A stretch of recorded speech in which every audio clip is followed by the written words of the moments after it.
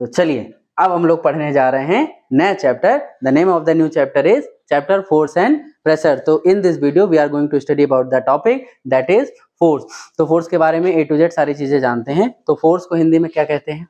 Force को हिंदी में कहते हैं बल कहते हैं। और फोर्स जो है वो होता क्या है, पहले उसकी हम लोग डेफिनेशन जान लेते हैं। तो लिखा हुआ है फोर्स अ पुश और pull on an object is called a force. किसी भी ऑब्जेक्ट पर, किसी भी ऑब्जेक्ट को आप खींच रहे हैं या किसी भी ऑब्जेक्ट को आप ढकेल रहे हैं, तो उसी को, उस प्रोसेस को, उसको हम लोग क्या बोलते हैं? फोर्स बोलते हैं। तो सब लोग जानते ही जानते हैं सारी चीजें। दिन भर में तुम लोग कुछ चीजें खींचते होगे और दिन भर में कुछ चीजें ढकेलते होगे। क्या यहाँ पे लाइट जल रही है? Yes sir. ठीक है, जब ब्लिंक करने लगी तो बताना। ओके, तो बात समझ में आई? किसी भी चीज को अगर खींच रहे हो या ढकेल रहे हो तो वो क्या कहलाता है? फोर्स कहलाता है। अब ये बताओ कि देखो जो फोर्स होता है उसका एग्जांपल है picking, pulling, pushing, hitting, lifting. दिन भर में बहुत सा काम करते होगे, फोर्स लगा के करते होगे कि नहीं करते होगे? किसी चीज को ढकेल रहे हो, किसी चीज को खींच रहे हो, है ना? और उसके बाद क्या हो गया? हिट रहे हो, किसी भी चीज को मार रहे हो, लिख रहे हो, पढ़ रहे हो, तो सब में क्या लग रहा है? एक टाइप का फोर्स ही लग रहा है। अच्छा, यहाँ पे देखो क्या लिखा हुआ है, it arises due to the interaction between at least two object. कोई भी दो ऑब्जेक्ट जब आपस में इंटरैक्ट करते हैं तब उनके बीच में क्या लगता है? फोर्स लगता है। इंटरैक्ट करने का मतलब यह है कि फोर्स लगने के लिए दो ऑब्जेक्ट होना जरूरी है। अब मेरे सामने, अगर हम कहें इतनी दूर में मेरे सामने कोई चीज रखी हुई है, नहीं रखी हुई है ना, कोई चीज है मेरे जस्ट सामने, मुझसे 5-6 सेंटीमीटर की दूरी पे, 10 सेंटीमीटर की दूरी पे कोई चीज रखी है, नहीं रखी है, तो क्या हम जो फोर्स लगा रहे हैं तो वो फोर्स लग रहा है? नहीं लग रहा, क्योंकि सामने जिस पे हम फोर्स लगा रहे हैं वहां कुछ है ही नहीं। ये है कुछ भी नहीं है। There is nothing in front of me. तो फोर्स होने के लिए, फोर्स लगाने के लिए, फोर्स अप्लाई करने के लिए एटलीस्ट कितनी चीजें होनी चाहिए? दो ऑब्जेक्ट होने चाहिए। देखो लिखा है ना, ये फोर्स तभी लग पाता है जब क्या होती है? कोई भी दो ऑब्जेक्ट होते हैं। अब यहाँ पे क्या लिखा? Force has both magnitude and direction. Force में क्या होता है? मैग्नीट्यूड भी होता है एंड डायरेक्शन भी होता है। Please give me my marker. Force या मैग्नीट्यूड भी होता है और डायरेक्शन भी होता है। अब देखो फोर्स में मैग्नीट्यूड और डायरेक्शन क्या होता है कि कुछ ऐसी चीजें होती हैं जिनको आपको बताने के लिए सिर्फ मैग्नीट्यूड की जरूरत होती है। मैग्नीट्यूड मतलब होता है वैल्यू, मात्रा, कितनी मात्रा में लगा है ये चीज। ठीक है, मैग्नीट्यूड मतलब क्या होता है? कितनी मात्रा में आपने कोई चीज करी है। जैसे मान लो हमने गेहूं की बोरी उठाई। किसकी उठाई? गेहूं की बोरी।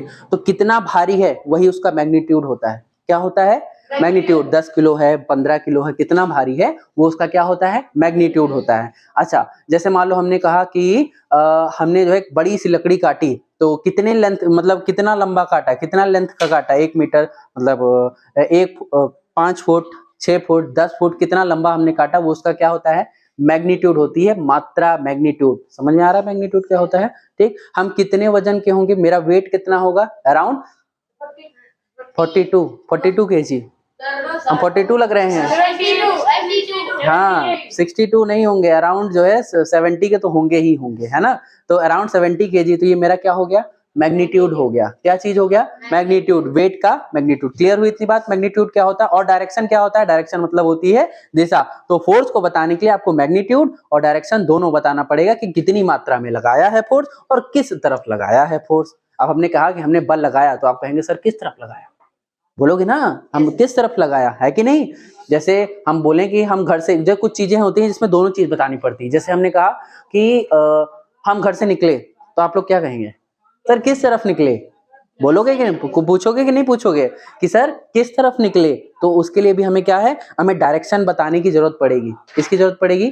डायरेक्शन की जरूरत पड़ेगी। समझ में आ रहा है? तो इसलिए हमने कहा कि हम फोर्स लगा रहे हैं, तो तुम कहोगे सर किस तरफ फोर्स लगा रहे हैं और कितना फोर्स लगा रहे हैं।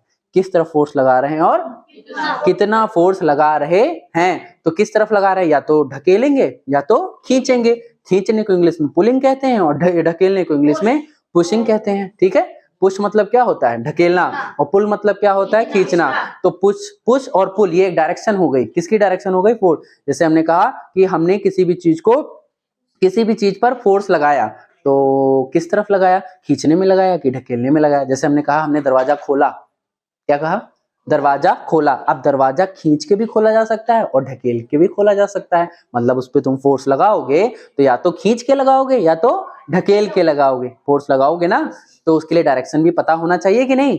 मान लो हमने उस पे कितने भी न्यूटन का फोर्स लगाया, 5 न्यूटन 6 न्यूटन का फोर्स लगाया, और किस तरफ लगाया, किस तरफ लगाया, या तो खींचने में या तो ढकेलने में, तो दोनों चीज पता होनी चाहिए। तो मैग्नीट्यूड भी होना चाहिए, डायरेक्शन भी हो गया। अब देखो फोर्स लगाने से कुछ चीजों में कुछ चेंजेस भी तो आते हैं, बताओ आते हैं कि नहीं आते हैं?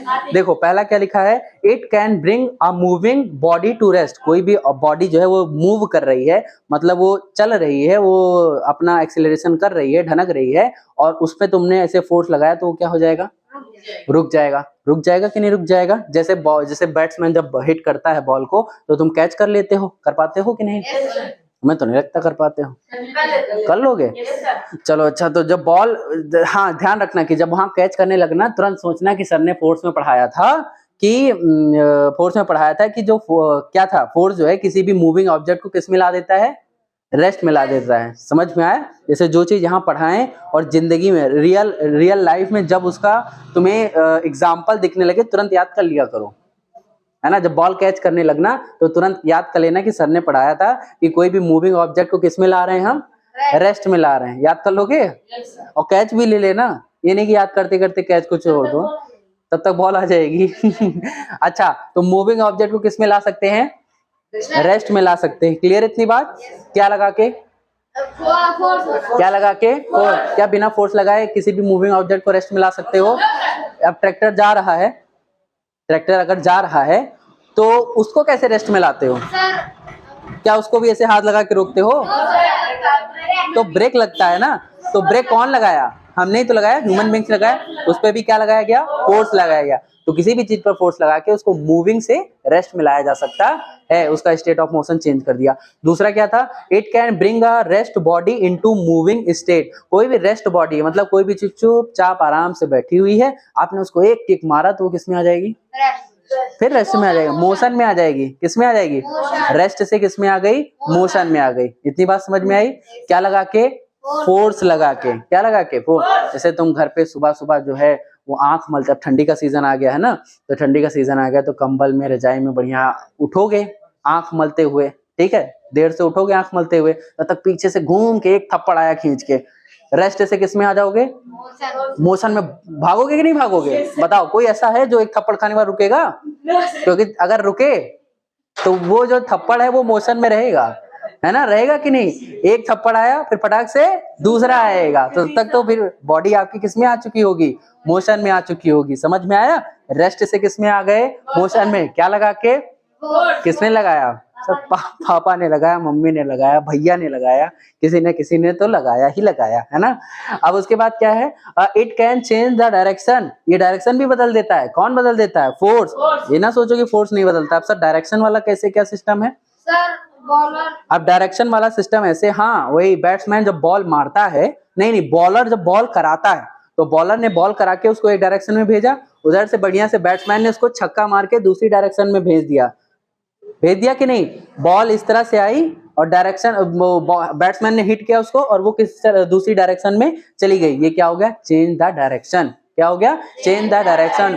Who can change the direction of a ball? Force.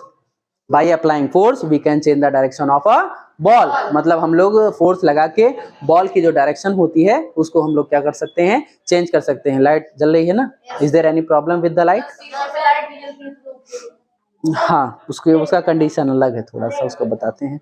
हाँ ठीक है, समझ में आया। और उसके बाद क्या था, और उसके बाद है it can change the shape and size of an object. किसी भी चीज का शेप और हम लोग साइज को क्या कर सकते हैं, किसी भी चीज के शेप और साइज को चेंज कर सकते हैं। क्या लगा के, फोर्स लगाकर किसी भी चीज के शेप और साइज को चेंज किया जा सकता है। Please give me a paper, that paper. हाँ देखो, ये है कागज, है ना, क्या है ये, कागज है। अब इसका शेप देख रहे हो ना, अब इस पे अगर हम फोर्स लगा दें, फोर्स बिना लगाए तो इसका शेप चेंज नहीं किया जा सकता।